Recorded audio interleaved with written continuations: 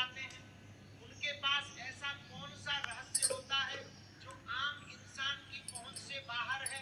आज मैं आपको वही रहस्य बताने जा रहा हूं। एक ऐसी चीज जो अगर आपको मिल जाए तो समझ लीजिए साक्षात धन कुबेर आपके घर आ गए हैं। हम बात कर रहे हैं सफेद आग की जड़ की। जी हाँ, सफेद आग, जिसे कुछ लोग मदार भी कहते हैं।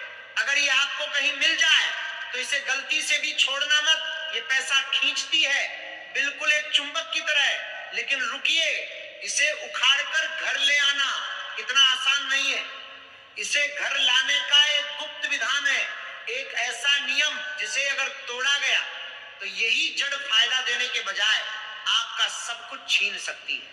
वह भयंकर गलती क्या है जो 90% लोग करते हैं, ये मैं आपको आगे बताऊंगा।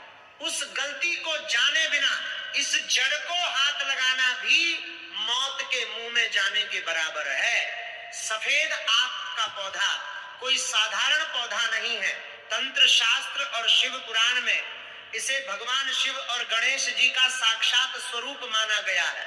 ऐसा कहा जाता है कि जो सफेद आग का पौधा 11 साल से ज्यादा पुराना हो जाता है, उसकी जड़ में अपने आप भगवान श्री गणेश की आकृति बन जाती है।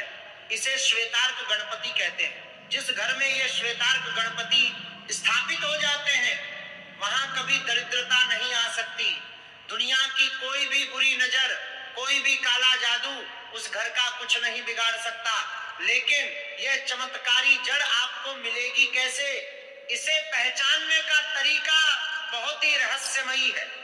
आम मदार के फूलों में थोड़ा गुलाबी या बैंगनी रंग होता है, लेकिन असली सफेद आग के फूल पूरी तरह से सफेद होते हैं। उनमें कोई भी दूसरा रंग नहीं होता। इसकी पत्तियां मोटी और बरगद के पत्तों जैसी होती हैं।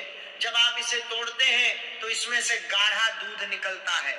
यह पौधा ज्यादातर वीरान जगहों पर, खंडहरों में या श्मशान के आसपास अपने आप उगाता है।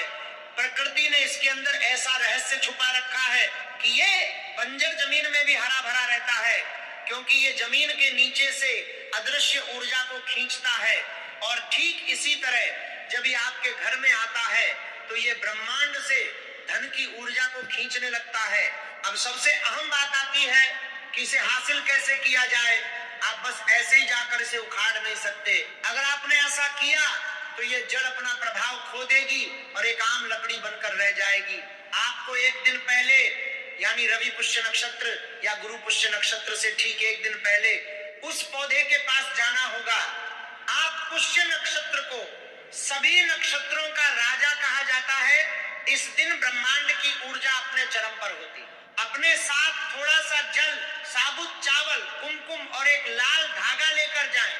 पौधे के पास जाकर थोड़ा जल चढ़ाएं, चावल अर्पित करें और हाथ जोड़कर प्रार्थना करें। आपको कहना होगा कि हे वनस्पति देव, हे शिव के स्वरूप, मैं आपको अपने घर आमंत्रित करने आया हूं। कृपा करके कल मेरे साथ चलिए और मेरे घर की दरिद्रता, दुख और कष्टों को हमेशा के लिए दूर कीजिए। इसके बाद उस पौधे की एक टहनी पर वह लाल धागा बांध दें। यह निमंत्रण है। यह उस पौधे के भीतर सोई हुई दिव्य शक्ति को जगाने का तरीका है। अगले दिन सूर्योदय से पहले आपको वहां पहुंचना है।